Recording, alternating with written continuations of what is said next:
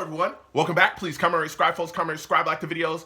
Also, share the videos. I want to thank everyone that does like, watch, and share my videos. You folks are the absolute best. Listen, folks, there's a link tree down below. Has links to all of my social media platforms. Please go down there. Follow me across all my social media platforms and talk to me because I'll talk back.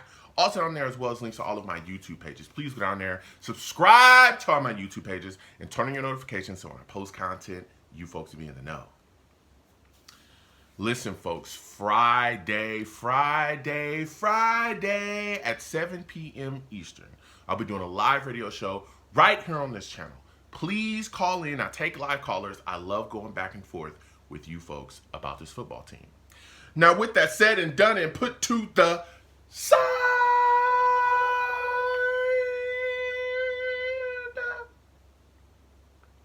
I've come to talk to you folks today about the New York Jets getting their keisters kicked by the San Francisco 49ers. Yes, the Niners whooped us, okay? On Monday night, Niners beat the Jets 32-19, okay? This was it was a rough one, man. It was a rough one, and the way that they beat us was shocking, to say the least, all right? We're going to get into it. Comment down below, give the video a thumbs up, subscribe if you have not already to the channel, okay? Now, I want to start with the Jets defense because that's what shocked me the most about watching this game, how the Jets defense struggled against the 49ers and struggled to stop them. Now, before the game happened, okay, we got some early intel, we got some early information that was put out. Christian McCaffrey ruled out for the game, still dealing with the injury to his leg that he has. And immediately I thought to myself, okay, the Jets got a break. Okay, the Jets got a break. Now, keep in mind, I watched the Niners. So I know that they always have a myriad of backs, right? They always have a bunch of backs, but we know that Christian McCaffrey is that guy over there. Let's not be fooled. But they always have a bunch of solid backs to run in their system. Okay, so that's what I'm thinking is, okay, Christian McCaffrey's out.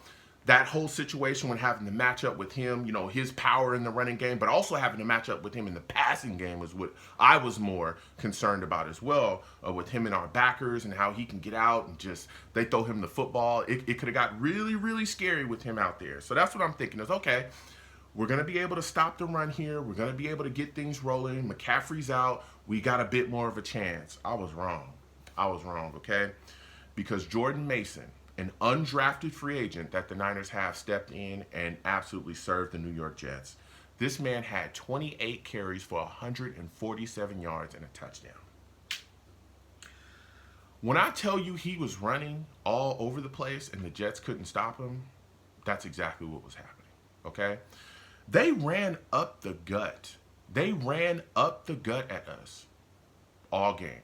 Everything was pretty much in between the tackles, and we couldn't do anything. Speaking of tackles, we couldn't tackle at all.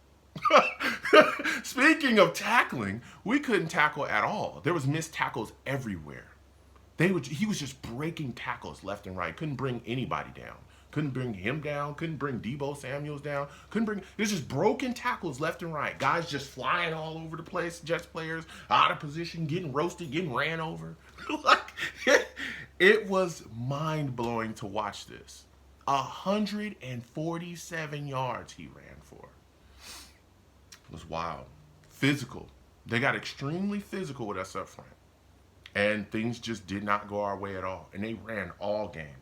All game. Now, also before the game, I was talking about how, man, we got to get to Brock Purdy. We got to bang him around. If we can bang him around, get him off his spot, jack him up, things really will open up for us. It didn't go that way either with Purdy. Listen, Purdy was 19 of 29 throwing the football, 231 yards. We only sacked him twice the entire game. We couldn't get any pressure on him consistently. Nothing. Jermaine Johnson, Will McDonald combined for 0 sacks. Nothing. They had 4 QB pressures combined. Michael Clemens had 1 sack and 2 QB pressures.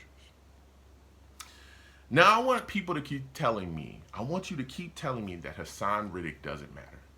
I want you to keep telling me that, folks. Because I've been talking about how, hey, listen, this guy ain't coming in. Now, mind you, there's reports swirling about him too that are constantly coming out that he's going to die on the hill that he's on. He's not coming back until he gets what he wants in his contract.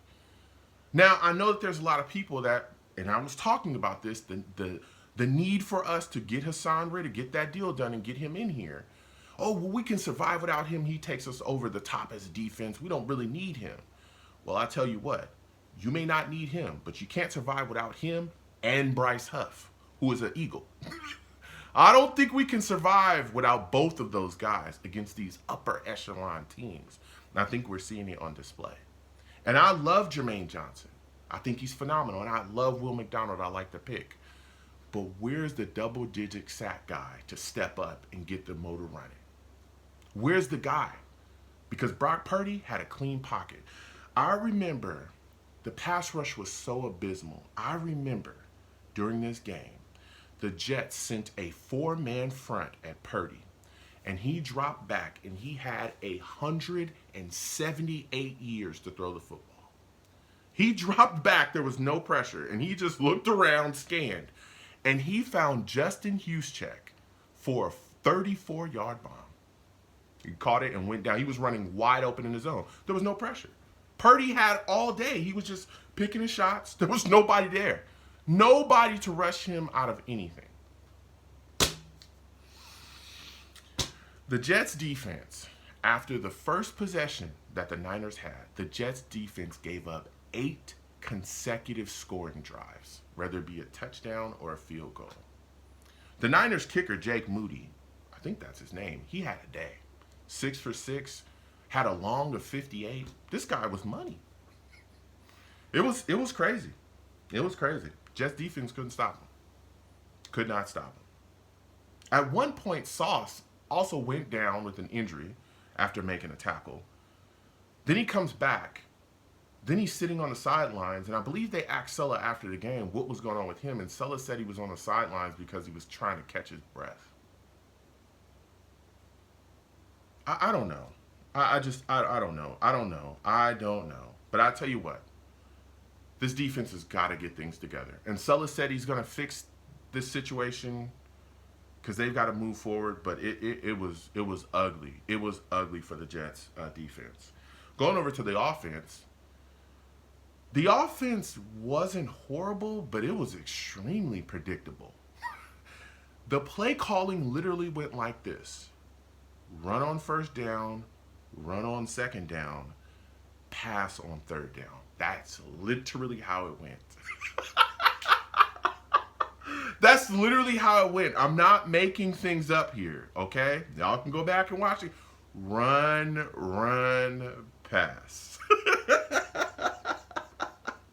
We couldn't even run the ball effectively against the Niners whatsoever. Breece Hall, 16 carries, 54 yards, had a touchdown. He had a big fumble to start the game, which led to a Niners score. He had that early. He also had a big drop as well on third down. He didn't really look himself in this game. And I know that we talked up Braylon Allen the entire offseason. We're all excited about him. You know, it's thunder and lightning with Breece and Braylon, and things is going to get crazy. Braylon Allen had 1 carry for 8 yards in this game. What is going on with the personnel usage? We got dominated in the time of possession, too. That's what really hurt the Jets. Offense really didn't have much time to do anything with it. Jets only had the ball for 21 minutes and 20 seconds. Okay? Niners had it for 38 minutes and 40 seconds. We got dominated there. I think that's the lowest time of possession that Aaron Rodgers has had in his career, I believe. I believe that's the stat. We failed a 2-point conversion trying to run the ball up the gut. Couldn't get it done. On 3rd and 1, we were trying to run the ball against the Niners front. Couldn't get it done. The offensive line looked good, though, especially in pass protection. But they could not move anybody in the run game whatsoever. But they looked really good in pass protection. This offensive line is remarkably better than what we saw last season. Remarkably better, okay? This offensive line, as they continue to go forward and gel and really start to understand each other is gonna be amazing. If they all can stay healthy and everything, they look way better than what we had last year. That's something I definitely came away from this game with excited, okay, about this offensive line. But in the run game, they couldn't move nobody. Um, Speaking of Aaron Rodgers, he was 13 to 21 on the day, had 167 yards, had a touchdown, also threw a pick. It was a ball he was trying to get to Garrett Wilson. He threw it too far on the inside, got tipped up by a Niner and picked off. Um, he didn't look bad. He didn't look bad at all. He made some plays out there. Aaron Rodgers looked good. He looked a little rusty. There were some things where there were some timing things where I thought he was a little bit off. I think he even said it himself that there were some plays that he left out there on the field that he wish he could have made. But things are going to continue forward with him. But he didn't look bad. But I'm starting to wonder, okay? He's still good. He's still really good. But is he good enough to overcome how bad Nathaniel Hackett is?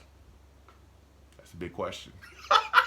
That's a big question. I want y'all to answer that for me. Do you believe that Aaron Rodgers is still good enough to overcome how bad Nathaniel Hackett is? Because Nathaniel Hackett, the play calling in this game could have been way more creative. I'm still waiting for like the creativity, I'm still waiting for this, and that was Aaron Rodgers. Like where's the creativity? Run, pass. I don't know. Allen Lazard actually led the New York Jets team in receiving yards. Old Allen Lazard, 6 catches, 89 yards, had 2 touchdowns. He played solid. I'll give that to him.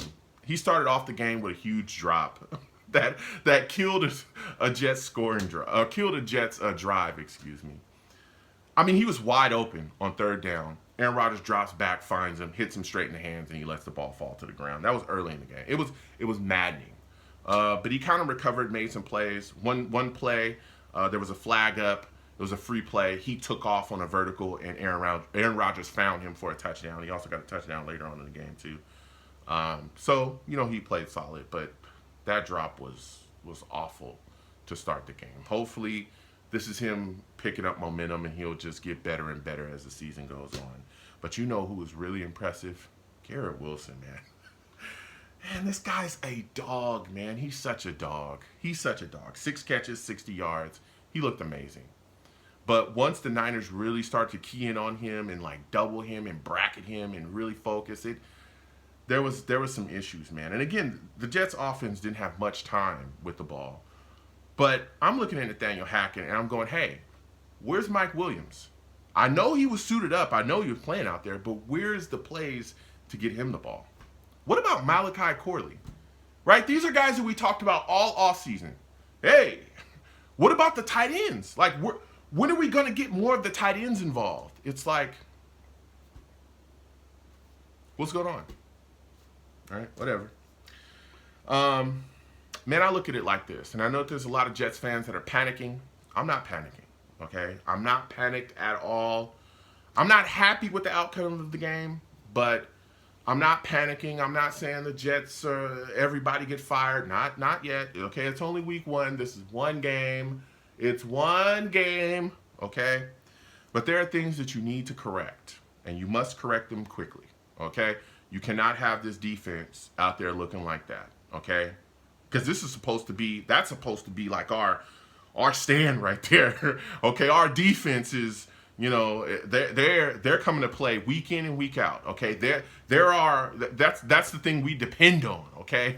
We gotta have that, all right. So if everything else is in disarray, the defense cannot be in disarray, okay?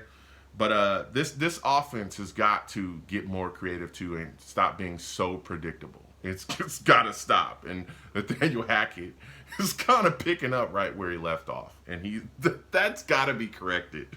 Run, pass. It's mind blowing, but I'm not panicking. It's week 1. We've got to get things together here. Okay, we've got to get better quickly. Next game at Tennessee. man, this team has got to play much better. But again, week one, this is the 49ers. This is not some scrub team in the league. This is a Super Bowl contender. And they've been contending for Super Bowls for quite some time.